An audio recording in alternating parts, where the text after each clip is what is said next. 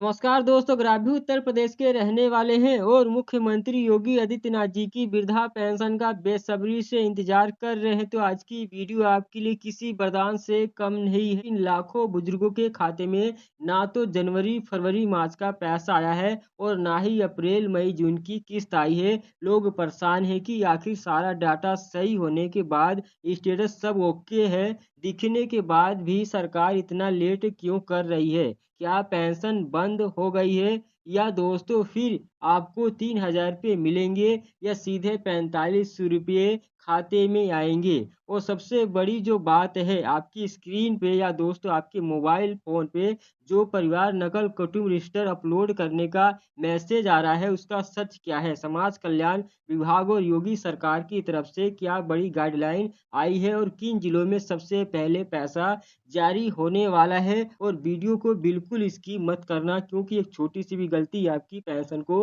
रोक सकती है। अगर आप लोग चैनल पर सब्सक्राइब कर लेना है और बेल आइकन को भी प्रेस कर लेना है। जल्द से शुरू करते हैं। यानी इस साल सरकार जो फर्जी लाभार्थी हैं, उनको बाहर निकालने के लिए एक बड़ा री-वेरिफिकेशन प्रोसेस चला रही है, जिसके कारण district social welfare office DWO यानी स्तर पे फाइलों को जांचने में समय लग रहा है। यानी दोस्तों अब आप लोग का दोबारा सत्यापन किया जा रहा है। जो भी आपका कागज़ है उसको जाँच हो रहा है। यानी आपको जाँच होने के बाद ही अगर उसमें कोई गड़बड़ी पाई गई तो आप लोग की जो पेंशन है रुक जाएगी, नहीं मिलेगा। तो आप लोग को क्या-क्या कार्य करना होगा जिससे आपकी पेंशन आ जाए और दोस्तों कब तक आएगी वो भी बताऊँगा। यहाँ पर देख सकते हैं बजट का आवंटन यानी तिमाही के हिसाब से फंड ट्रांसफ़र करने में जो तकनीकी और प्रशासनिक औपचारिकताएँ होती हैं, उनके कारण वृद्धा पेंशन के कुछ हफ्तों की देरी हुई है, जबकि विधवा और दिव्यांग पेंशन की कुछ किस्तें जारी की जा चुकी। बात करें तो विधवा और दिव्यांग पेंशन का पैसा कुछ जिलों में पहुंच गया है, बहुत से लाभार्थियों को मिल गया है,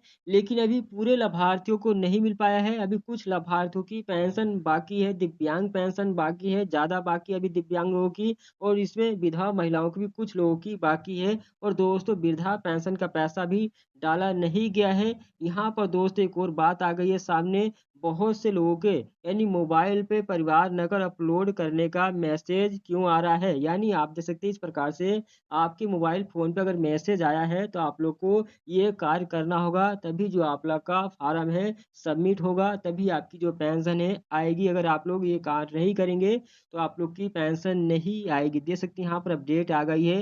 यानी अब आते हैं उस सबसे बड़े सवाल पे जो हर दूसरे पेंशन धारक के मोबाइल पे आ रहा है, यानी परिवार नकल या कुटुंब रजिस्टर की नकल अपलोड करने का मैसेज। यानी आखिर समाज कल्याण विभाग ये क्यों मांग रहा है? दोस्तों इसे ध्यान से समझें। उत्तर प्रदेश वृद्धा पेंशन योजना का नियम है कि ग्रामीण क्षेत्रों में जो परिवार की वार्षिक आय है यानी 46,080 और शहरी क्षेत्रों में 56,460 से कम होनी चाहिए। सरकार अब ये सुनिश्चित करना चाहती है कि आपके परिवार में, कुटुंब में कोई ऐसा सदस्य तो नहीं है जो टैक्स भरता हो या जिसकी आय अधिक हो। दोस्तों परिवार स्तर की नकल इसलिए सरकार मांग रही है जिससे आप लोग की जो परिवार की सालाना आय है उसको सुनिश्चित किया जा सके कि आप लोग की सालाना आय यानी इस कैटेगरी में आती है कि नहीं, आप इसके पात्र हैं कि नहीं, जिससे आप लोग की जो पेंशन हमेशा सुचारू रूप से चलती रहे। अब दोस्तों बात करेंगे पेंशन को दोबारा से सुचारू रूप से शुरू करने के लिए आप लोग को सबसे पहले उत्तर प्रदेश की ऑफिशियल वेबसाइट पे जाना होगा। वहाँ पे लॉगिन करके आप लोग को प्रवेश रजिस्टर की नकल या दोस्तों कुटुंब रजिस्टर की नकल अपलोड करनी अनिवार्य कर दी गई है। अगर आपके पास प्रवेश रजिस्टर की नकल नहीं है तो जो भी आप लोग का शैक्षणिक प्रमाण पत्र है, अगर आप लोग के पास है तो वो अपलोड कर देना है दोस्तों। इसके अलावा और भी डॉक्यूमेंट्स वहाँ पर दिया गया है। अदर कोई डॉक्यूमेंट्स भी आप अपलोड कर सकते हैं, जैसे कि पैन कार्ड, ड्राइविंग लाइसेंस, और भी वहाँ पर डॉक्यूमेंट्स आप लोग को देखने को मिलेगा। आप वहाँ से कोई एक डॉक्यूमेंट्स अपलोड कर सकते हैं। अगर दोस्तों यहाँ पर कंपल्सरी परिवार रजिस्टर की नकल मांगी जाए तो आप लोग को यही देना ही होगा। अब दोस्तों बात करेंगे, अगर आप यह अपलोड नहीं करेंगे तो विभाग आपके आवेदन को अपात्र मानकर लिस्ट से नाम काट सकता है। इसलिए अपने नज़दीकी जन सेवा केंद्र CSC पे जाएं और वहाँ खुद पोर्टल पे जाकर इसे तुरंत अपलोड करें। या दोस्तों अगर आप लोग जनसेवा केंद्र नहीं जाना चाहते हैं, खुद से करना चाहते हैं, तो खुद भी कर सकते हैं। अब दोस्तों बात करते हैं 3,000 रुपये आप लोग को मिलेंगे या 4500 रुपये दिया जाएगा। दोस्तों यहाँ पर बता दें कितना पैसा आएगा, 3,000 रुपये या दोस्तों 4500 रुपये। यानी वर्तमान नियम उत्तर प्रदेश में समाज सुरक्षा पेंशन के तहत वृद्धजनों को वर्तमान में 1,000 रुपये प्रतिमाह की दर से पेंशन दी जाती है। चूंकि पेंशन हर 3 महीने यानी त्रैमासिक में आती है और दोस्तों यह राशि 3,000 रुपये ही बनती है।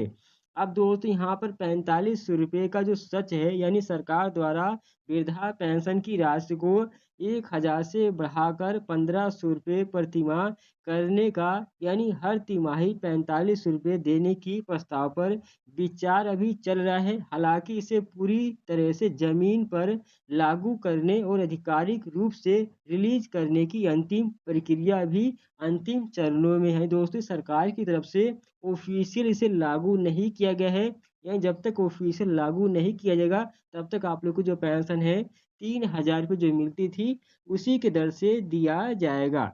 अब दोस्तों बात करेंगे क्या मिलेगा, यानी जिन लाभार्थियों की पिछली तिमाही जनवरी फरवरी मार्च और दोस्तों इस वर्तमान तिमाही अप्रैल मई जून दोनों पेंशन रुकी है, उनके खातों में सरकार द्वारा रुका हुआ पूरा बकाया एक साथ भेजा जाएगा, जो कि 3,000 से लेकर 6,000 रुपये तक आपको हो सकता है यानी मिल सकता है, बशर्ते आपका वेरिफिकेशन पूरा होना चाहिए।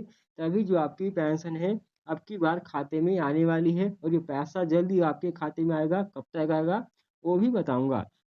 अब यहाँ पर देख सकते हैं पैसा आप लोग को कब तक आएगा और किन जिलों में पहले पेंशन का पैसा दिया जाएगा।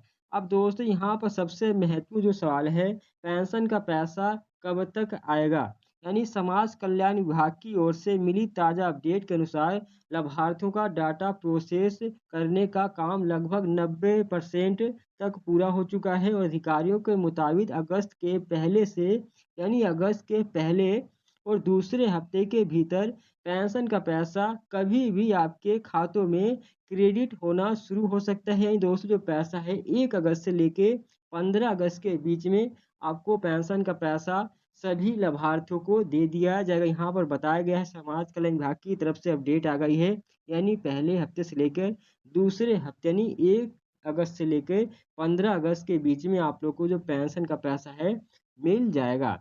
अब दोस्त यहाँ पर बात करें किन जिलों में पहले पेंशन दी जाएगी, यानी योगी सरकार सबसे पहले उन जिलों की फाइलों को क्लियर कर रही है जहां पर आधार केवाईसी और परिवार नकल का वेरिफिकेशन सबसे पहले और तेजी से पूरा कर लिया गया है। अगर आपके फ़ोन पे एसएमएस आए जल्दी से आप लोग पूरा कर लीजिए, जिससे आप लोग की जो पेंशन है जल्दी आपके खाते में भेज दिया जाए। यहाँ पर दोस्तों बात करते हैं सबसे पहले जो जिले हैं, लखनऊ हो गया, वाराणसी हो गया, गोरखपुर, प्रयागराज, कानपुर, मेरठ जैसे बड़े जो जिले हैं जहाँ पे डाटा तेजी से प्रोसेस हुआ है, इसीलिए यहाँ पेंशन का जो बरात पहले आ सकते हैं। दोस्तों पेंशन की जो राशि है पहले यहाँ पर आ जाएगी। अब यहाँ पर लेकिन दोस्तों घबराइए मत, यह पैसा फेज वाइज चरणबद्ध तरीके से सभी 75 जिलों में एक साथ ट्रांसफर नहीं किया जाएगा। यानी जैसे कि आपके जिले का नंबर आएगा दोस्तों, ऐसे ही आधार लिंक बैंक अकाउंट में डीबीटी के माध्यम से पैसा भेजा जाएगा। दोस्तों सरकार का कहना है कि आपको जो पैसा है एक साथ 75 जिलों में नहीं दिया जाएगा, यानी फेज वाइज आप लोग को धीरे धीरे दोस्तों अलग अलग जिलों में आप लोग को समय मिलेगा, यानी 2 से 4 दिन के अंदर ही सभी जिलों में पेंशन का पैसा मिल जाएगा। यानी दोस्तों पहले जिले में जैसे आज आ गया, दूसरे जिले में दोस्तों दूसरे दिन आ गया, इसी तरह दोस्तों क्रम वाइज आप लोग को पेंशन का पैसा 3 से 4 दिन के अंदर सबके खाते में भेज दिया जाएगा। अब दोस्तों यहाँ पर बात करते हैं यदि आपका डाटा सही है फिर भी पैसा रुका हुआ है तो आप लोग को करना क्या है। यहाँ पर देख सकते हैं मेन पॉइंट दोस्तों यही है, बहुत से लाभार्थियों का यही कार्य हुआ है, यानी उनका सभी वेरिफिकेशन स्टेटस भी सही है फिर भी जो उनका पैसा है नहीं आया है, पिछली किस्त का भी नहीं आया है। यहाँ पर दोस्तों आप लोग को कौन कौन से कार्य करने हैं, यानी अब उन लोगों के लिए जरूरी सलाह जिनका सब कुछ सही है फिर भी पैसा रुका हुआ है। आपको घर बैठे हाथ पे हाथ धरकर नहीं बैठना है, यानी आपको तुरंत ये 3 काम पहले करने हैं। पहला कौन सा, यहाँ पर पीएफएमएस स्टेटस चेक करें, यानी जो आप लोग का स्टेटस है पीएफएस पे वो सही है कि नहीं, एक्सेप्ट है कि नहीं। यानी यूपी के आप लोग को ऑफिशियल पोर्टल पे जाकर जो भी रजिस्ट्रेशन नंबर है उसके डाल के आप लोग को लॉगिन करके जो भी आप लोग का रजिस्ट्रेशन नंबर है मोबाइल नंबर से डाल के लॉगिन करना है। और वहाँ पर कहीं आपका बैंक अकाउंट पीएफएमएस द्वारा रिजेक्ट तो नहीं कर दिया गया, इसकी वजह से भी पेंशन का पैसा आप लोग को रोक दिया जाएगा। तो आप लोग पहले ये चेक कर लेना अपना स्टेटस। यहाँ पे स्टेटस में क्या-क्या चेक करना है, आप लोग स्टेटस में पीएफएमएस, दूसरा नंबर आप लोग का एनपीसीआई डीबीटी सीडिंग। अपने बैंक यानी शाखा में जाएं और सुनिश्चित करें कि आपका जो खाता है आधार कार्ड से लिंक है, होने के साथ-साथ आपका डीबीटी से भी एक्टिव होना चाहिए। कई बार खाता चालू रहता है लेकिन सरकार का पैसा रिसीव करने के लिए डीबीटी मैपिंग बंद हो जाती है, इसकी वजह से भी पेंशन का पैसा नहीं पहुंच पाता है। यानी आधार लिंक का जो कार्य है वो अलग है और डीबीटी लिंक का जो कार्य है वो अलग है, यानी दोनों कार्य अलग अलग हैं। आप लोग पहले चेक कर लेना आपका डीबीटी भी लिंक है, एक्टिव है कि नहीं, यानी इनेबल लेगा तभी जो आपका पैसा मिलेगा।